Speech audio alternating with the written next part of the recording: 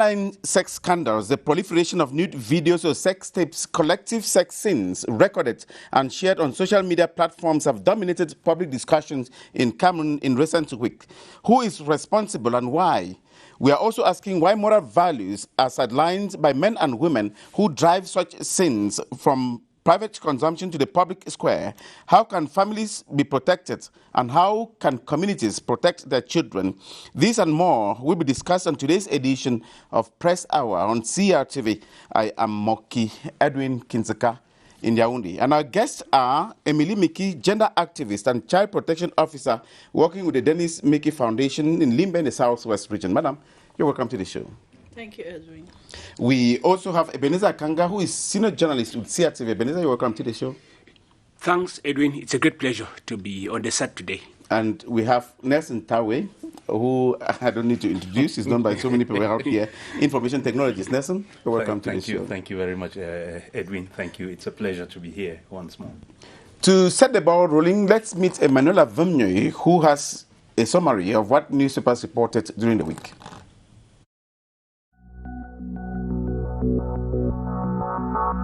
Pressmen were at it again as always, dishing out news reports to feed the curiosity of their readers. The new passport version production center in Yaoundé goes operational in the Herald Tribune, and immediately the Post announces that the Directorate General of National Security has delivered first biometric passports in 24 hours. Cameroon Insider rejoices on its effectiveness henceforth within 48 hours. Cameroon Tribune is also gladdened by the availability of these first biometric passports in Cameroon, especially as the Guardian Post talks of the first applicants that have already received their biometric passports within 48 hours. The Sun then rolls out the first 3 biometric passports produced.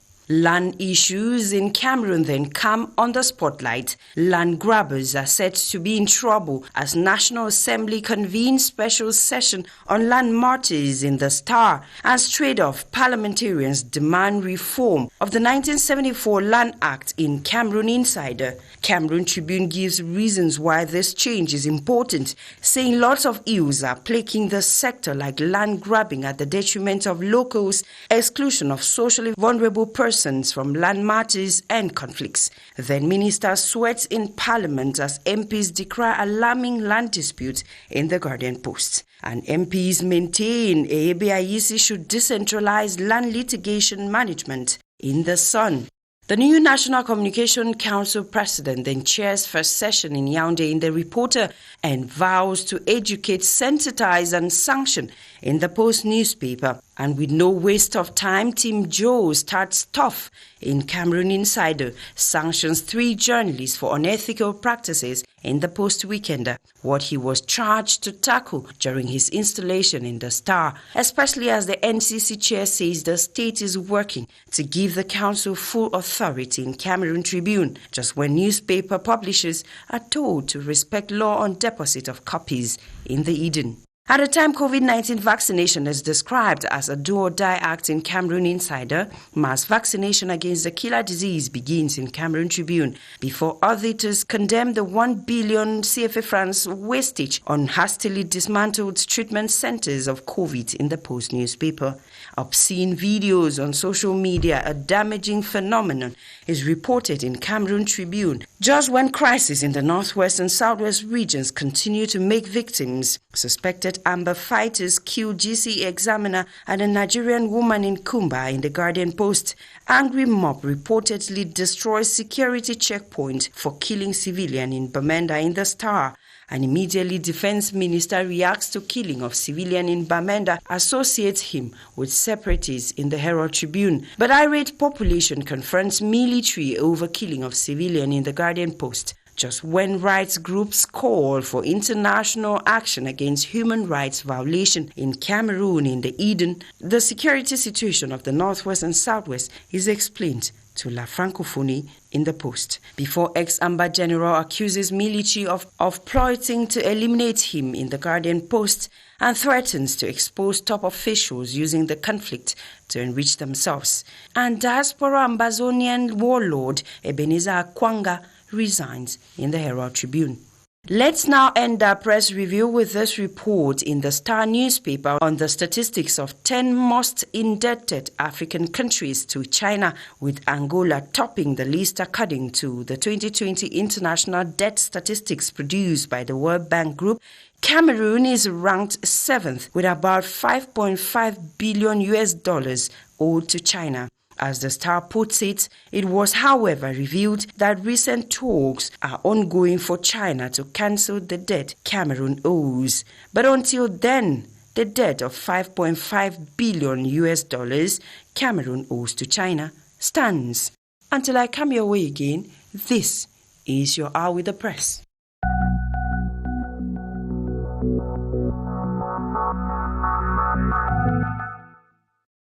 Thanks very much, Emanuela. We are waiting for you again next week. Now, gentlemen, what we had Emanuela there review, that news was reported during the week, but I will start with Ebenezer Akanga. When another name was raised there, which resembles your name, I say, but unfortunately, warlord. Ebenezer Akanga. You know, I'm going to receive a punch or a bullet one day in this country because of that name. He's called Ebenezer Akwanga. I'm called Ebenezer Akanga. And incidentally, we come from the same village.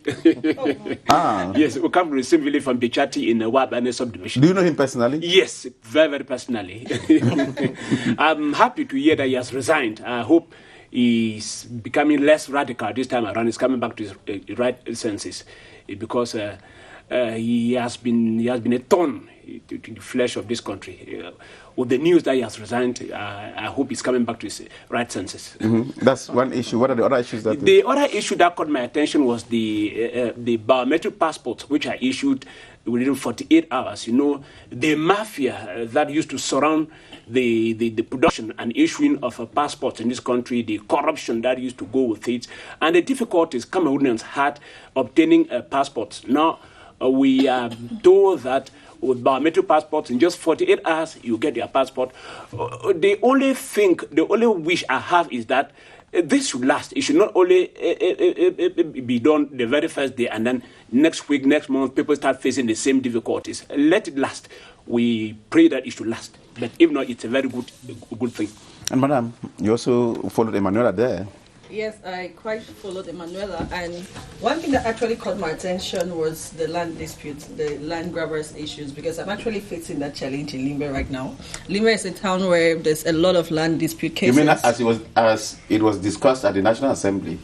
Yes, because they're trying to revise the laws. Okay. And that is because there are a lot of land disputes, and because of this whole situation of land grabbers, people picking up other people's lands. It's very, very practical in Limbe, and especially with state lands. I'm actually fighting a case for my father's land. So it's really something I've witnessed, and I know how the corrupt situation it is, especially when you have to fight with chiefs, authority leaders, opinion leaders. It becomes a power struggle. In the case I've had many people tell me the stronger solution swallows the smaller solution. So it's a fight of power, of who has what to bring on the table. So you for think those that who are less privileged, they're not protected by the law? They are not protected by the law. Okay, fair. Nelson Tawe? Coincidentally, one of the issues mentioned was what we are discussing today, the proliferation of nudes on the social media, and generally because social media is just a little component of the internet. So there is a lot more. It is enlarged. It is kind of magnified on social media because most people get connected to the internet because of social media. But we have websites. And we are not talking about the websites. We are not talking about how much of that kind of data is driven on websites. We're only talking about social media. And I think that we should get out of just social media and expand, get to websites. Do we have a problem with such video on websites besides social media? Of course, because there are people who take videos of others and without their consent make them available on websites and not necessarily the social media. So we luckily, I think we're going to get to that. We have structures that can follow up, that can actually try to identify these kind of websites and call them to order. I think when the time comes, we will talk about You're just taking us there to the first topic we have there, talk about these nude sex videos and how they are on social media and so on. That's the first topic of our discussion today. Talking about the first topic, I insist, is on nude and sex videos and understanding the threat to the society now. What are some of these, Ebenezer Kanga, that you've observed, you've seen, you've heard of in social media of recent? I should say, Edwin, that we have reached the abyss. We have reached the deepest level of the pit as far as this issue of nude videos is concerned.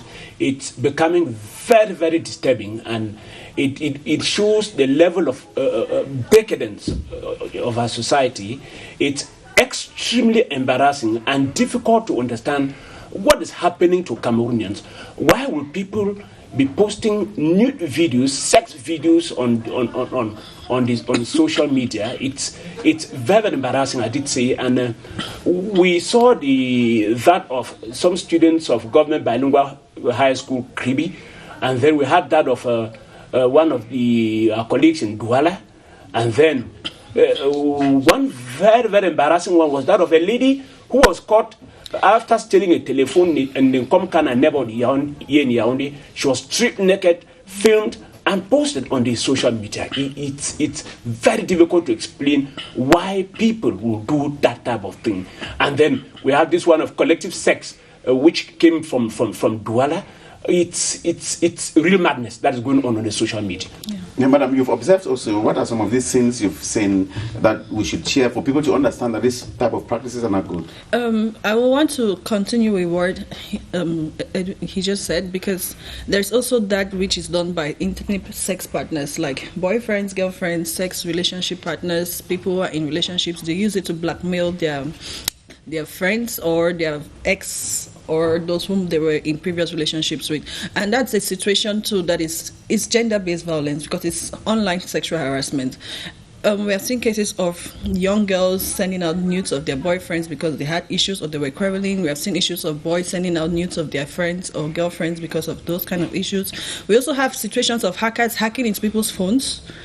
And with the way technology is fast growing, people are now aware that we need to protect ourselves, because you never know who will do what to you. Which is why I always say that during programs that even when you're on your own, don't film yourself and think no one has access to your phone. Hackers hack into everyone's phone. They try to hack into everyone's device. I think we'll get into that. All the time. Why should a boy film what is supposed to be a private part and share with a girl, even if they're friends? I honestly do not know why, because the reason why some people do it is for fun or because of distant relationships. You know, with the way relationships are ongoing now, either the boyfriend is out of Cameroon and the girl is here, and to keep the relationship, the partner has to film her parts to ensure that her partner is still with her even over distance. And this is all wrong. I always say that to show love to someone, you don't need to sell yourself. Because it's not correct for you to sell your private parts, because it's like you don't have value of yourself. I believe morals have actually gone beyond now, where we're grown up to say that you should not wear dresses that expose you, but now it's a normal phenomenon to have young people walk around almost naked. In the sense that they're trying to be in fashion, they have to be trendy. That's the words they say. Slay. I always say slay positively. Slay in your education. Slay in the things that you do that bring value. Don't slay to be someone that does not bring value. That's good. Yeah. Let's go to Nelson now. You have seen some of these. Maybe you can add to what you've heard and then... Yes, I like the way Mickey puts it. She says, slay in your education, slay in other things. But don't only slay in exposing yourself. I think there is a lot more to what the Ebenezer and Mickey have said.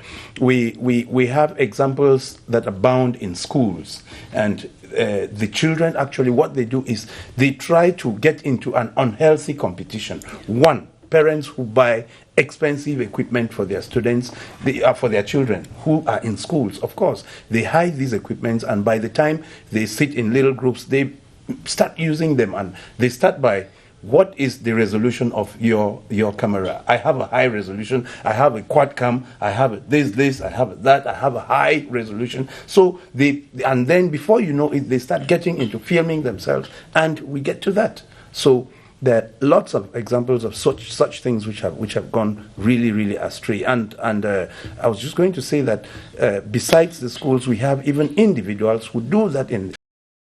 I have asked myself the question. I've asked many people 1,001 times. How many of those pictures do you end up printing? Why do you keep them?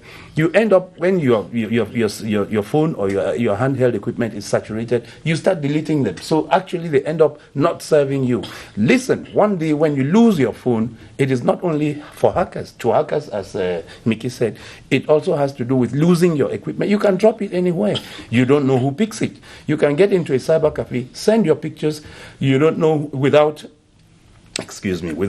signing out of your platform, you don't know who will come next, and you don't know what they can do with the pictures that you have just made available on your platform. So there are lots and lots of examples that abound, and I think that we're here to cry out for people to be able to be a little more responsible in exactly what they do. Ebenezer, why would somebody decide to share his or her video, or decide to share a video of collective sex having happened? That is a very difficult question to answer, Edwin. I think it is the evolving times, but evolving negatively, because when we were growing up, we knew that your private part is for you, and maybe your partner. It's not meant to be exposed to the public, but it's extremely embarrassing what is happening nowadays, that somebody will film his private part and put it in the social media. It's extremely difficult to explain why people do those type of things. Is it sheer madness, or what is happening to our society nowadays? No, I think it's just a question of moral decadence. It's a question of moral decadence. The morals are decaying in society, and then secondly, too, it's also a question of impunity. Impunity, because those who do these things go on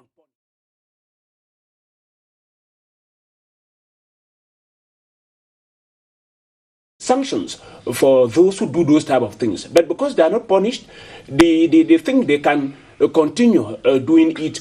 And like the example I took a short while ago, the most scandalous example is one which people will strip a lady naked for stealing a phone, film her, and put her and expose her nakedness on the social media. No. The last information I got was that those who committed the act have been arrested. I hope that is true, and I hope they'll be punished, and the police should be made to understand that those who did that thing have been punished, so that it should dissuade people from continuing with those type of acts. Now, the other one had to do with a group of people in Douala who organized a sex party. I saw the video. There were actually so many of them there, and apparently the videos were shared by the forces of law and order who went there to bring peace. I mean, to bring order, some sort of order in the game. Madam, what's your reaction to that type of situation? It means that even the forces are not educated to know what they're supposed to do. I actually just want to cue in there and say, for real, I don't know if because ignorance is not allowed. Ignorance of the law is not a reason for that to have been done. The forces of order would have had a good case for indecency, which is punishable by the law, maybe. But just using the wrong procedure kills the case, because no one is permitted to send out the nude of another. Because with technology now, we have seen other situations where people sent it on their own without realizing. We have stories of that, of our celebrities who were doing their things and did not know they were on their status or stuff, and it went viral. But in a case where you actually do that and send it out without consent, it's punishable by the law. Just like mentioned, the law on cybercriminality punishes anyone who does that, because the use of social media is not for bullying. Cyberbullying is a crime. Protection online is very important. And particularly to me, when I saw this case, I actually had to speak out on my Facebook page. I spoke with colleagues, and we have actually been working as a coalition with CAUPEM, Women for Global Fund Advocates in Cameroon, to send out press statements, to send out press releases to condemn this kind of action, because it is not correct for those whom we trust to bring order to instead be the bad examples. Because this is a practical situation where young people who have thought of this, or who did not even think of doing it, just viewing that if police officers or forces of order or the gendarmerie are doing things like this, then I have a right to do it. But somebody said that act should also be dissuasive. When the police show it, the people were ashamed, and other people know that if you do that, the police would also take and share. And then it's a good point to write a statement as a law of enforcing official to condemn it, but it is not allowed to send out the videos. So if they had gone by law flagrant delito and met them doing their sex party, it's against the law. They'll apprehend them and then send out a communique that this was done, but there's no video attached. It's a public statement. But sending out these videos of them is against their human rights. Because they have a right to privacy. Yeah. How was the police informed that such a party was? Yeah, it's a good question. It's a good question, Edwin.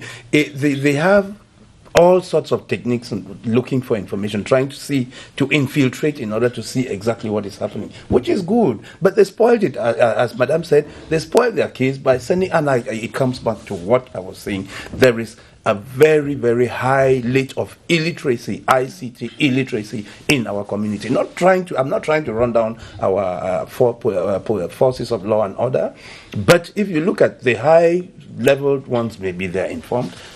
Some old ones are already phasing out, and I'm not sure that they would even know what to do. But these young ones who don't know anything, who have been schooled to keep law and order, don't know anything about information technology. So they make those videos and think that they are doing themselves good and think that it's being dissuasive. But I bet you they were supposed to have read the law to see what the law says about publishing private data that has to do with... You could do that and mask the faces of those who were involved. That is different. But when you see an officer actually telling them, pass this way, take your dresses, do this and that, giving instructions... What if it were an error? No, it wouldn't be an error because I think that even in the video, I followed it, I watched it. Somebody said, "On va vous filmer," and somebody is crying, "Ne mettez pas sur le net," which means that the guys actually knew what they were doing. I followed the video, and somewhere one of them is hiding his face and saying, "Don't make available these pictures on the internet." So I think it was intentionally done. And I also hear that those involved, I mean the military guys, some of them have, I don't know, maybe it would be good, as Ebenezer said, that when these people are punished or the perpetrators of such acts are punished, let the public know that they have been punished, so that it could be effectively dissuasive. Now, you're an information technologist, and right. In one of the cases involving a journalist, his friend with whom they worked together said it was by mistake that he shared the videos. How possible is it for somebody who is conscious of the fact that this thing we're doing is dangerous? And for a professional, or can it be some sort of setting scores? It could be a wrong manipulation of your equipment. Like I always say, I publish information online. The technique with publishing is if you have a platform on which you can publish, make sure that the moment you press publish, go to the front office, because what you're doing in the back office is visible to you. That is, when you collect the data, you model the data, and you are ready to publish. It remains only within your phone. It remains within your equipment. Now, when you press publish, it means that you're making it available to the public. There is that passage from the back office to the front office, which becomes public, ready for public consumption. Now, if you do that at any moment, make sure that you also go to the front office to see what the public is saying. It is very important. You cannot publish information without, except maybe like we suspect it was by error. That means he pressed the publish button without noticing it. And if you go to the front office, is it possible for you to... Some platforms, for instance, on WhatsApp, you have up to 7 minutes. You can delete whatever you publish on WhatsApp within 7 minutes. On websites, it's even better. You can pull it off. On your Facebook page, you can pull it off.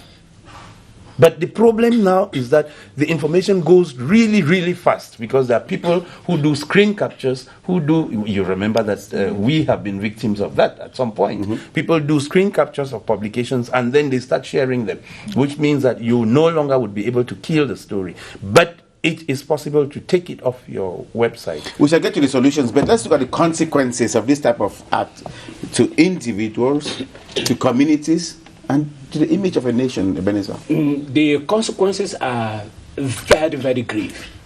They are grave, very, very serious, first and foremost to individuals, then to the society as a whole.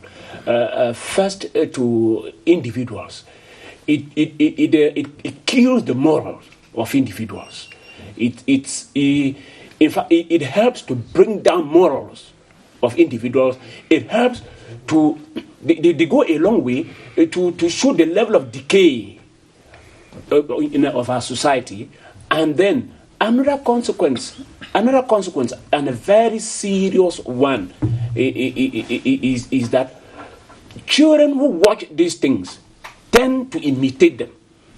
Exactly. They tend to imitate them. It's very, very dangerous what those who do these type of things are doing, because children who watch these things tend to imitate them. They think it's a good thing they are doing, and tomorrow they too will be tempted to do it, and so we'll find it continuing in society. So the consequences are very, very serious. It is something that has to be stopped using all the means provided by the law. I did say that the law on cyber security and cyber criminality punishes these type of acts, and that the courts too should play their role.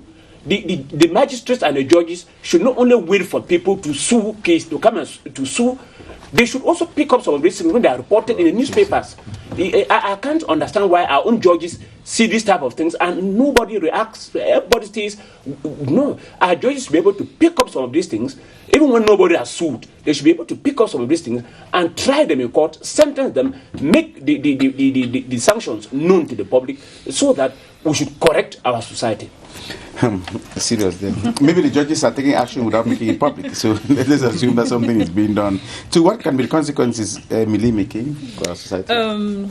First, to our society, it's already giving us a very bad image, especially when it concerns violation of human rights, because violation of human rights is done when it's done by state officials.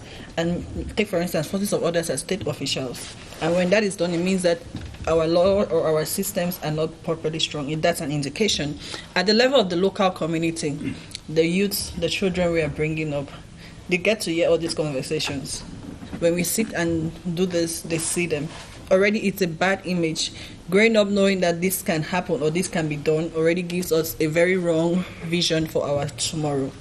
And also the shame, the mental health challenges that it brings on the victims, the depression. It also goes against the law of damaging images, because once you do that, you kill someone's image and reputation. You defame the person. And this is wrong, because the person grows up with another knowledge of who they are. Some situations that we can have is maybe if someone was trying it for the first time and this happened, the next minute is, oh, it's already happened. I become maybe now a full-time prostitute, a sex worker, I become a full-time sex trafficker. So it has a lot of enormous images on the community, and it keeps now parents from leaving their children to use social media. I've had a lot of conversations when I do work on digital rights where a lot of my friends will ask me, so should we allow our children to use social media, to use internet? Because of all of these ills, the good part of the internet is not being seen. Rather, it's the negative that is being shown. Why? Because there is a lot of positive things that we can gain from the use of the internet. We can do research, we can get jobs, we can work using the internet, we can do businesses, e-commerce. But now, because what is being portrayed is the negative part, the cyberbullying parts, the images that are coming from the cyber or the internet, it already kills the use of the internet. Okay. I think we shall come back to it, but next thing you shall hold on, because I know you shall be giving us a lot of lessons on how to protect children, protect communities from this. Okay. But this issue of nude sex, tape sex and videos online, our CRTV Central Newsroom here in Balatu has been covering it. If some also went finding out why these online crimes, if we call them crimes in quotes, are going on, and what the law says about them. Let's have this report by Yves Formoso.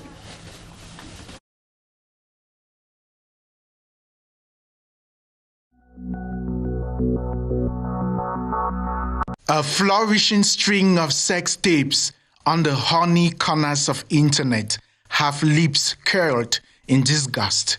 From porn frenzy to social porn, the trend seems to normalize sharing sex lives and explicit content online for reasons hard to comprehend. There is a market out there that needs just such pictures. Somebody actually takes those pictures using a mobile phone. Some applications, if you just click it is gone.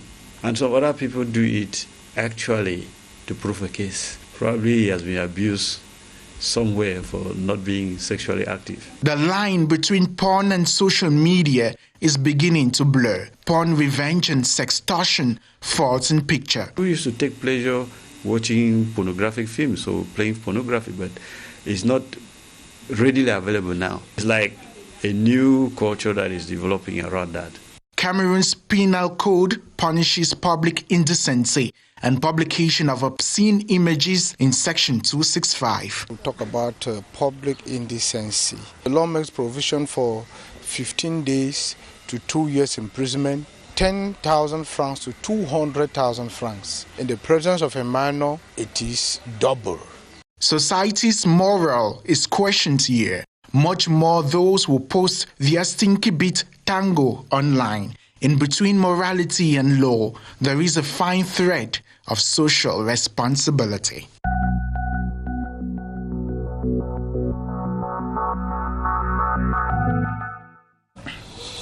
Our second part of discussion today will be on online prostitution and trafficking and how children can be spared or saved from this new time of crime online that's going on. We've been joined by Ati Larissa, who is founder of Youth Internet Morals. It's a non-governmental organization that works to inculcate positive values while using the internet on the youth. Larissa, you're welcome to the show. Thank you very much, Moki. You came a bit late. Yes, I had a little issue on the road, a little accident, but I'm fine. I'm happy to be here so we can create change and try to contribute to the growth of the nation. I wanted to contribute. You've also observed all of this going on in social media. How are the youths, the young ones, the children affected?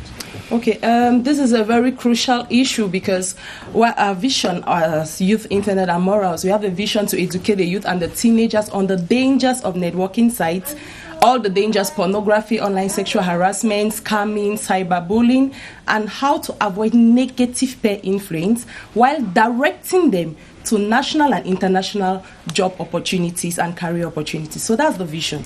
And we go to schools, we organize seminars, conferences, and I'll tell you that one very big reason is ignorance. Like these children, when I stand in front of a child and I tell this child, don't feel ashamed, like I've gone through it. Because there was a law which states that if you want someone to open up to you, tell the person you've been through that. And I was so shocked that a child tells me, these guys told me that this porn I'm acting, my parents won't see it and they give me 10,000 francs. And I was shocked. These are realities. Like, we definitely don't disclose their names because the aim is not to destroy their image. The aim is to make sure that they can be coveted from what they do before. The cost is real. It's not like we just say it on social media. People think it's just we are doing a lot of talking, but I bet you if you talk one-on-one with these children, you'll be shocked. We also do personal follow-up programs. And you see a child who tells you, I met this white online, and he's promising me this. And it brought us to a case where you were like, you see students, young people just sit and they disappear. And you CRTV post their pictures, they're looking for this person, of which that person actually met someone online. It takes us now to the issue of child trafficking. It's really a serious issue and there is negative peer influence. So I tell parents that the only way out for this thing is to educate the children because you can't take this child out of the internet world. You can't. If you don't buy a phone to your child, rest assured, his or her friend is going to give him that phone. Yeah. And also you can't limit, it's difficult to limit because we have WhatsApp. We have negative influence on WhatsApp. So the best thing is to educate them, let them see the realities. Like some of them think when they talk about trafficking, sex abroad, it's just a joke. But you see someone now telling me, hey, auntie, I'm so sorry, I met this guy and he told me that he's going to get married. A girl of 16 years. And you're like, you drop out of school. Let's get one thing. You met the guy online and the guy is promising to get married to you. Yes, that's like, youths always like posting their pictures. We have Instagram. Those are really the happening sites nowadays. Yes, and they're like, okay, and the guys always put fake profile, of which is a very old person. He appears with a very young, beside a very beautiful car, a beautiful house, and the girls start building castles in the air. And that is one thing we need to know, that the dream they give them, it's because they are not aware. And she told me, Mommy is never there for me. No one tells me about it. I don't know. That is now who is responsible? Who You're is bringing the responsible? parents to it. Yes. Let's come to you now. Yes. Like, come back to you. I can't just hold on. Let's give opportunity to ladies. Let the ladies do it. But listen to you. Okay, so I want to cue in a lot with what she said about give the children these things and teach them how to use it. Let me use a practical example with me. I am a single mother. I have a daughter of 6. Her first phone that she had, I think she was 4 years old. Did you buy the phone for her? Her father actually bought the phone for her. She And you used it and accepted? it got bad. Yes, she's very smart. She's even doing computer classes now. She knows how to use the computer. She's on YouTube. But I've trained her on what she can do and what she cannot do. But if I did not train her with the way she's smart, she will come to my phone and go to the places that I don't want her to, because she's on my phone. She knows how to unlock my phone, and she knows, and I see my history and knows what she looks for. And I always used to ask her, how do you even find these particular things that I've told you to watch? Because you should fall on anything, but she's always on her Barbies, her dance music. So she's always on YouTube. She knows how to use the internet because I've taught her that. And even at the age of 6, I've started doing her sex education. I tell her, you're 6 years old. Nobody should talk to you about this. Hold on a minute. They'll come back to you. Mr. Kanga, you have children. At the age of 6, there's only sex education. What would you be telling your child who is 6 years old about it? To tell you the truth, Edwin, I have a girl who is 17 years old today. And honestly speaking, I've not had the courage to talk sex education. I don't just know how to start that about with my daughter. I leave it to her mother to. That is what many people are doing. So let's hear that from you. That's a lot of. That's a feeling many people have. Feeling that many people have, and that's what we need to be able to go against. Because now we have cases of rape of 1 year old. We have cases of rape. We handle cases like that. You see cases of 3 years old child being raped, but no one had told that child about that possibility. If the child was informed, the child would have really informed the carer, because there's a way that this is done. It's not usually just rape open-handedly. It's usually through things. Oh, come, let me give you sweets. Come and take biscuits. That's how they do it. It starts like my uncle, my friend. That's when it's physical. Yes. But online. Now, when it's online as well, for instance, Facebook has privacy laws where you cannot be 6 and have a Facebook account.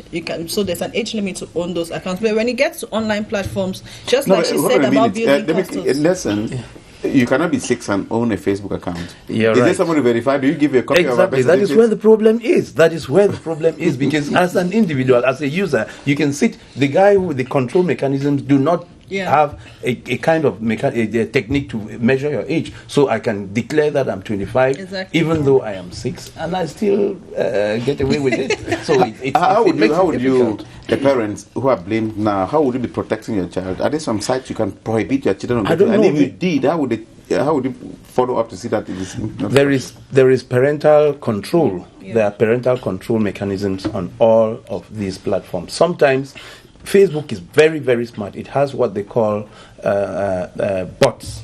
It has scripts that are hidden that follow your kind of conversation, and they can be able to determine whether you are a child or not.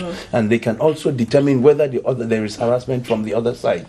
So there are scripts that are on the line that are running in the background of Facebook, and they can easily pick out those things. And so, to me, what parents should do is teach them, tell them what is good, tell them what is bad, and then tell them that if you do this, you are getting yourself into a ditch. If you do this, you're going to be successful, and then you let them go on their own. But also come back to them. Can I say something? Yes. I want to come in at the level of, because the responsibility is not just to parents. When she spoke, she made mention that one of the beneficiaries they work with mentioned that the mother is hardly ever home. So this brings us to the school systems.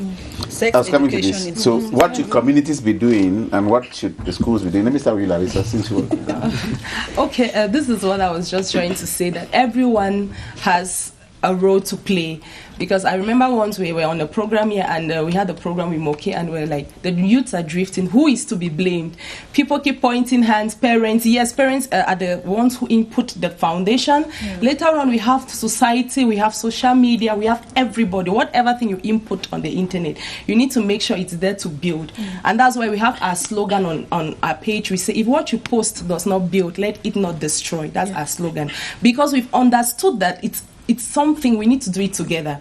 In schools, why do we go to schools? When we go to schools, we organize conferences, we talk to the teachers. We like, even if the school does not incorporate this into your program, you as a man, a female, a mother, make sure you take out 5 minutes every day to talk to these children.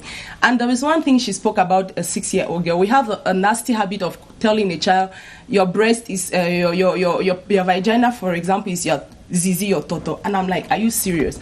Teach children the right names of their parts, please. Because when the child goes out there and the man is touching, it's like, mommy, this, my uncle touched this Zizi. You won't get it right. But if the child says, mom, uncle this touched me on my vagina, your head is just going to explode. It rings an alarm. And that's why we see children of 4 years are raped, because they don't even know. They'll be like, Papa, it's crazy. How did it get there? So everyone is involved. And on social media, everyone is involved. Reason why we just launched a campaign too on ambassadors, where we say we are actually having online detectors online. For every negative post you put, there will be somebody to counter it with something positive. We're actually working on it now. Like, we launched the call for ambassadors online, and that is the main aim of it.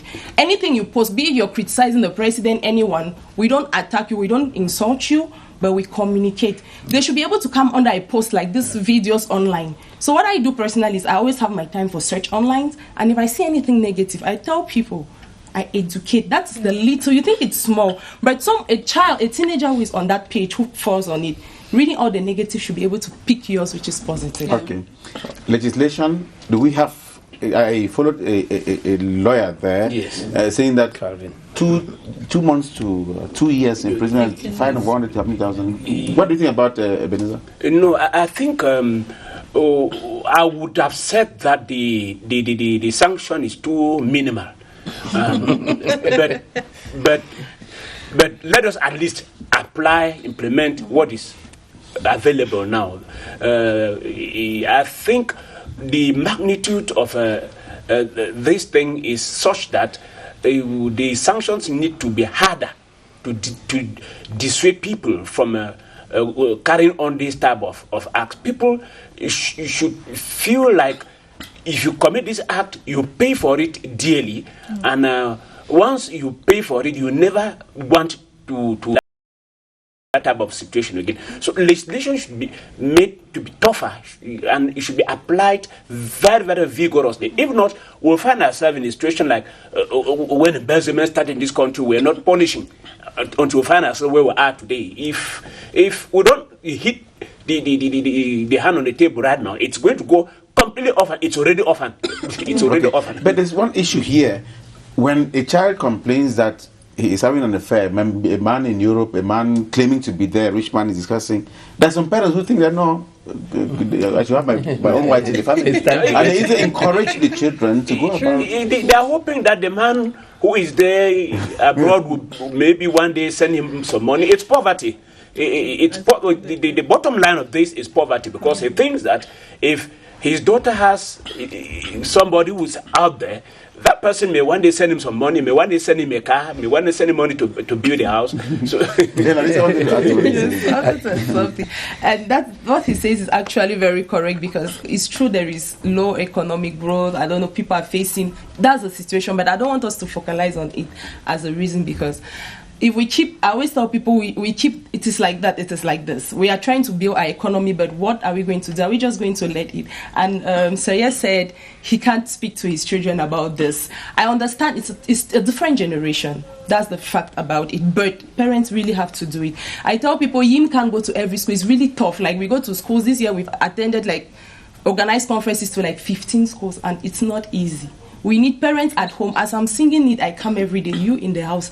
Don't be shy, please. I know some parents, how do I talk to my kids about sex? How do I talk to my kids about pornography? But please, that's a price to pay. I know it's not your generation, but all of us, we are in this technology world. And if you don't do it, the internet will help your children experience it. Yeah, I think. I want to add to what Ebenezer said. I think besides poverty, there is an element of illiteracy. Yeah. Our children grow up to discover it. And even some adults have grown up to discover it. So they don't have, we are very different from the Western world where there is formal education and then you grow in the system, you get to know some of those steps, those processes step by step. But we just get up and we discover, all right, you are in Europe and you send, I'll take your grandmother in the village, you send her a smartphone and you tell her, Mama, if you want to send me a picture, do this and send it to me. And she sends. She doesn't know anything.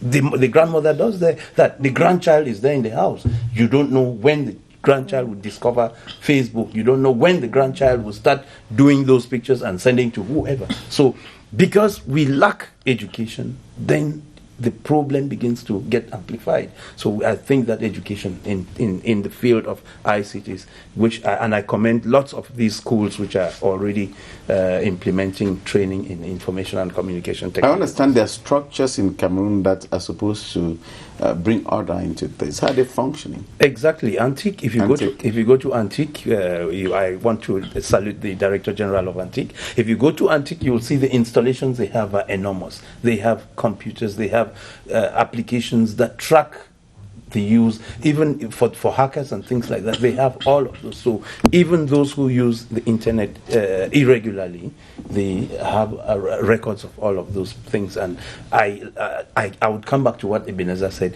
When we track down, we punish, and when we punish, let the public know that we have punished these people. I think it's going to be dissuasive for those who want to get involved again. Yes. Okay. I just wanted to comment at the gaps. And I'll start from what he just mentioned about Antique and other structures that are working. Most of these programs exist at national level. At the grassroots, it's lacking, and that's where we have most of the challenges. At the grassroots levels, we don't have computer literacy programs. Now it's included in the educational curriculum. But what of post-educational settings where a woman who is a farmer has 10 kids, they're in school and they're learning computer, they're getting computer trainings, but she does not have social. If she has to do what we are saying as a parent, she cannot do it. So we need to start doing adult education programs, which means our educational system should not end from primary to university. We should also do adult educational programs that train women at grassroots, parents at grassroots. Bring back our adult education. Yes, adult education programs. Bring it back. Because we have had challenges where you even meet some of these mothers, they tell you, I cannot help my children when they come back at home because I cannot read and write. No, yeah. So I cannot even control what they are consuming. And that's where we have the problems, at the grassroots. And with the way urbanization is running, people are leaving rural communities to urban centers. And when they go there, especially with the crisis, let's bring the crisis into this as well.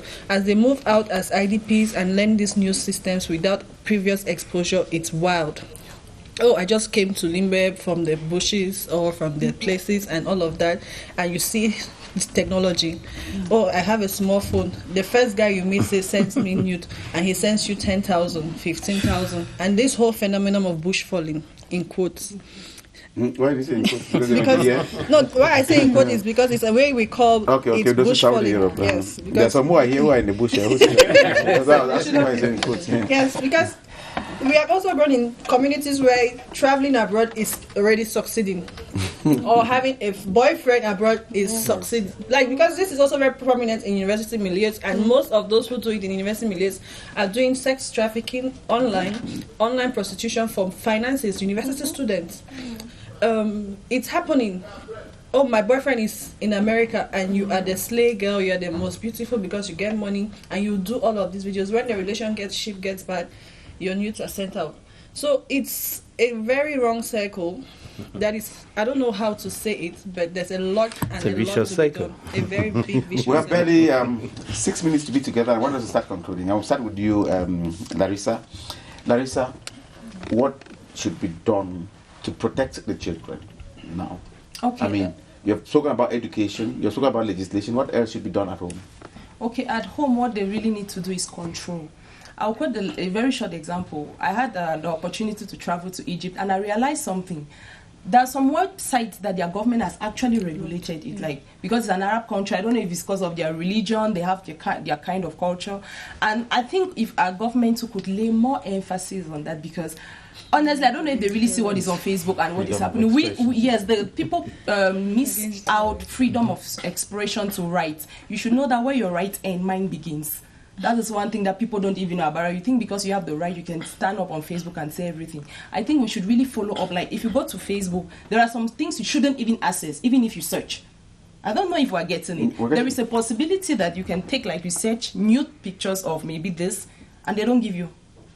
It means that governments can control that. Yes, they can actually control. They can do that. Yes. Yes. If you look at they can raise digital rights, human rights, and human rights. Yeah, there is a possibility. You remember that when there is an uprising in parts of the country, there is the ability of actually cutting internet in those areas. Yes, because each section of the country is controlled by a set of numbers which are called the internet protocol address. So all of that is controlled. You can control access to particular sites, and of course, even by in terms of sections of the country, that can be done. So you can at home, you can what effectively what parental control is you choose some keywords which should not be used on that equipment. And it's possible to it's a new way of governance. It's called network sovereignty. Yes. You guys are people who are advocating for adult illiteracy. I see the importance. Yes, so it's very important when it comes to child parental control. You can list those words, and then the algorithms that handle that, which are not seen, which are not in the forefront, they work in the background. They take care of the rest for you. So it's a way of handling the issue. When I see all what is happening, Edwin, I'm tempted to think that we were not ready for these new information and communication technologies. We're not. That is why we are using it very, very badly. We are using it to instead destroy ourselves instead of develop ourselves. But since we are bound to live with it, we have to look for a way to continue living with it. Yes. Unfortunately, it's worldwide. Yes, so we are bound to live with it. So I think the only thing we can do now is to continue sensitizing our children. Yes, to continue sensitizing our children on the negative effects, the negative use of information and communication. Please don't forget the positive, because people can get jobs, people can get employment. You're right. Don't give it a bad name and hang it. There are also good aspects of it. So we're insisting here. We're talking about nude dressing, sex and tape, online videos that are shared and so on. So next time maybe we'll talk about the positive aspects of it. Thank you. Because it should be a take-home message. When will you, Nelson? Because you're going to give us tips on how to. So to me, the take-home is morals. We should build back our morals. You know, parents should have dinners together with their children, like before, where families eat together and have conversations like this. We do it at the family level, in schools, in churches, because some of the things happen even in the church milieu. So in the spaces where we think that should not happen, they're happening. So we should start taking these conversations to grassroots, which means those with resources, because she mentioned a key challenge there for us civil societies who are doing the work. We do it solely on our resources, or small grants you get, or donations. But the structures that have the financing are not getting to the grassroots. So the government has to put in place grassroots programs and work with those at the grassroots levels. Those are civil societies, churches, schools, PTAs, and start doing these things from the grassroots, because if we don't do it, then we are looking at a very wrong generation in the next year. Thank you, Nelson. The way they spoke here today, as you were saying, yes, I think the women just submerged whatever I wanted to say. The women just submerged. They actually just killed what I wanted to say. I started talking about internet protocol addresses and things. They just fell on me like wolves. But that's okay. That's okay. I think that our viewers would understand exactly what that means, because if I want to start talk about internet protocols, it would take maybe another program. So what I want to say is that at home, back home, let us educate our children. Let us not only educate them by sending them to school, but when they come back, we can buy tablets, handheld equipment for them, install applications that help them to learn, and tell them that when you go online, this is your limit. Of course, it's not only telling them, it's like it's rather using the parental control element of or aspect of the equipment to make sure that you check and you track what they're doing, track the websites they're visiting, and make sure that you call them to order whenever they're going offhand. I think that's the take-home message that I would like to share here. And that is where we end today's edition of Press on CRTV. We discussed nude sex videos and understanding the threat to our communities, to our societies, online prostitution, trafficking, and we're discussing on how to save the children who are victims, even in front of us, in our schools and churches, as we're told. Our guests were Emily Mickey, gender activist and child protection officer from Dennis Mickey Foundation. She came in from Limbe. We also had Ate Larissa, founder of Youth Internet Morals, is an NGO that works to encourage young ones on the positive aspects of the internet. Nelson Tawe, information technologist, working with us at CRTV. We also had Ebenezer Kanga, senior journalist with CRTV, and we missed out on Gala Kinan Chimtom. He was supposed to be here with us. He called to apologize that he was taken by other duties. I am Moki Edwin Kinsekan Yaundi. Thank you for watching.